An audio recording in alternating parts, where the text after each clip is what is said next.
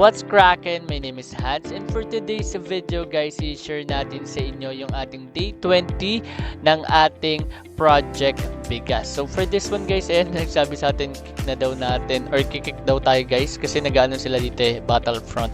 Ba nagsasabayan tayo? Oo. Ba't ka nangangasar? So ayan guys, nabasagan na tayo dito. Ayan, ng earrings na tier 2. So ito yung next natin na tier 2 guys. And papakita natin sa inyo na part ng buhay yan na mabasagan. Oh, baliw ka yata eh. And i-check natin guys kung mababasagan pa tayo ulit. So kanina kung mapapansin nyo, nag-try na tayo. Okay, so ito naman yung gagamitin natin. So nabasagan ka na 3 beses na ako nabasagan Kanina yung dalawang ganito nabasag. So next yung tier 2, ito na yung pang-4. So ito hindi na to mababasag kasi nga guys, nakapag-try ka na Na-try mo na ng isang beses So ito PvE depth, maliit yung dagdag. Okay, kung magte-take tayo ng risk, lakihan na natin. Okay. Sa tingin ko ito guys, ito pinakamaganda. So click na natin yan. So ito guys, hourglass to. Ipa-plus 6 natin siya. So kung kailangan nyo dito guys, ipakita nyo sa night cruise na need nyo yung isang bagay. Kailangan nyo siyang patagalin. Siyempre, ang ma-anticipate doon ni night cruise, kinakakabahan to. So ayun yung kailangan natin gawin. At hindi tayo dapat muna magyabang-yabang kasi guys, kailangan natin maging humble kasi nabasagin na tayo ng 3. At ito na guys, ipapakita ko na sa inyo. Pipindutin na natin siya. Pagka wala ng bilog ulit, i-click na natin. At ayun na guys, tatakpan ko lang siya ng mata ko. At bugong. Ayun guys. So nag-sacrifice lang ako guys ng ilang mga items. So 500 na dagdag sa atin na ganun. At ayun lang guys. Okay, i-share lang natin to. Okay. Okay, i-share lang natin to. Okay. Yan. Kill ko nag-kick sa akin. Ayan na guys. So kahit nabasagan tayo ng tier 2 guys, okay lang. Na plus na plus 6 naman natin yung hourglass. A few moments later. So eto guys, ayan, magbo-boss hunt na tayo dito. Kaso ayan, hinahabol tayo dito ni JM Eagles. Shout out sa'yo guys. Kaso hindi niya kaya yung mga crossover technique ko dito guys. Ayan paano mo ako mahahabol JM Eagles? Yung glider mo mahina. Ayan guys, hinahabol niya tayo dito. So, ang ginagawa natin dito guys, tumatakbo tayo sa kanya kasi kinikill nila tayo. Kikill niya tayo guys. And shoutout din pala kay Bossing SL guys. Nag-send siya sa atin dito ng 210 seeds. Maraming salamat. Kay Swede, siya kasi may gamit niyan guys. And syempre, inallocate niya lang yan guys sa 202. At maraming salamat din guys sa mga iba pang nag-send ng seeds. Na sina PH Soro, Bossing SL, Hoan Shield, Bear Baby, Bearberry, and also kay Amy Shin, kay Bossing Kiboy. Maraming salamat guys sa inyong suporta at tulong. So guys, dediretso na tayo at papakita na natin sa inyo yung ating pagbo-boss hunt. So eto guys yung Inferno, hindi ako mabot dito pero nakuha to guys nung ka-guild ko si Kailin.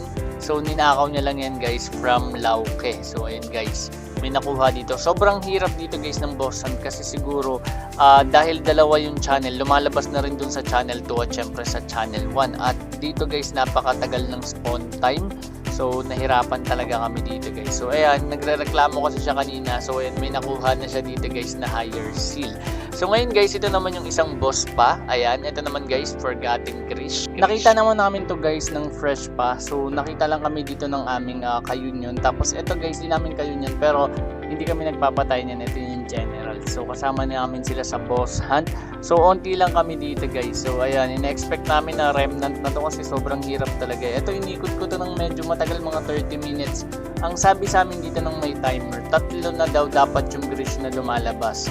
Kaya pinaikot-ikot niya kami dun sa channel 1. Ako sa channel 1, siya sa channel 2. Ayan si Kailin.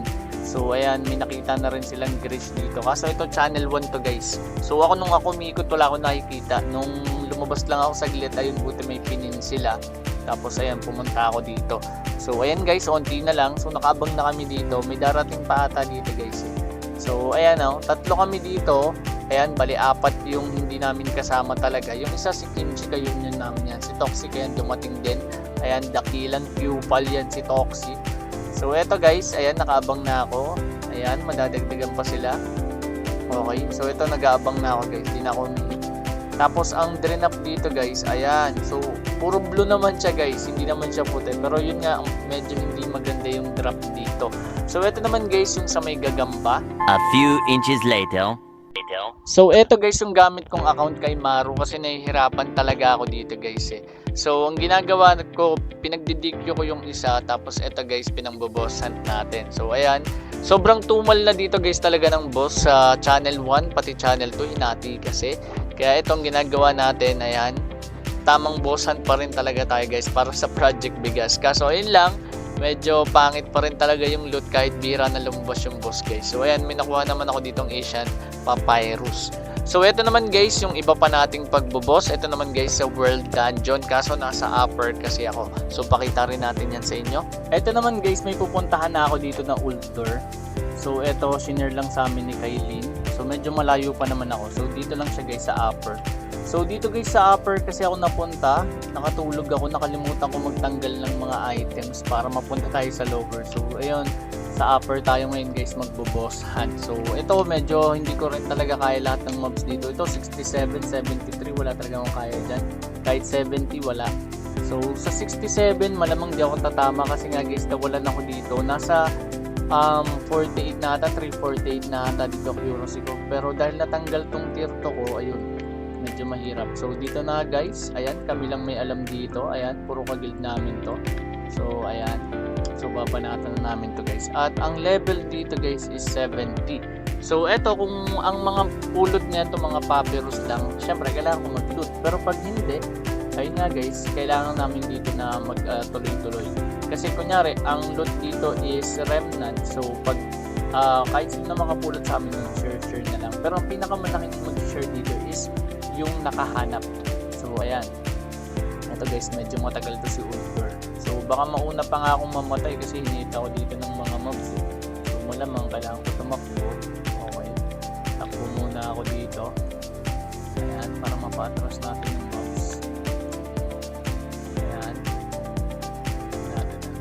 Okay, so ayan, hindi nang mahabol. Okay, iba na ata binabanatan. So ayan, may bumabanat pa rin sa akin pero hindi na ganun kagrabe. Ayan, si Ultor na ata. So dito na tayo guys. So dito guys, post ko na lang din, babalikan ko kayo kapag mamamatay na siya. Ayan guys, so ito sobrang tagal namin guys patayin tong Ultor. So ito, nandito pala guys si Bossing Dudes. Ayan, Dudes YT. Ayan, shoutout sa'yo Bossing. Ayan, so ito pala guys, nag-drop na. So wala na ako napulot. Pero ayan naman, mapupunta naman yan sa amin. So, Frozen Tier, ano ba? Okay, wala. Ang pangit ng drop guys. Sobrang pangit ng drop. Okay. A few moments later.